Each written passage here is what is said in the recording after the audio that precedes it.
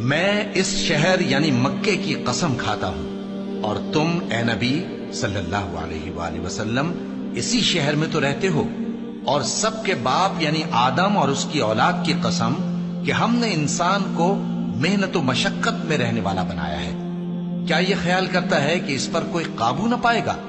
کہتا ہے کہ میں نے بہت سا مال برباد کر دیا، کیا اسے یہ گمان ہے کہ اس کو کسی نے دیکھا نہیں؟ بھلا ہم نے اس کو 2 آنکھیں نہیں دی اور زبان اور 2 ہونٹ نہیں دیے؟ یہ چیزیں بھی دیں اور اس کو خیر و شر کے دونوں رستے بھی دکھا دیے، مگر یہ گھاٹی پر سے ہو کر نہ گزرا۔ اور تم کیا سمجھے کہ گھاٹی کیا ہے؟ کسی کی گردن کا چھڑانا یا بھوک کے دن میں کھانا کھلانا، کسی رشتہ دار یتیم کو یا مٹی میں پڑے کسی نادار کو۔ پھر ان لوگوں میں بھی شامل ہوا جو ایمان لائے اور جو صبر کی نصیحت اور ایک دوسرے کو مہربانی کی تلقین کرتے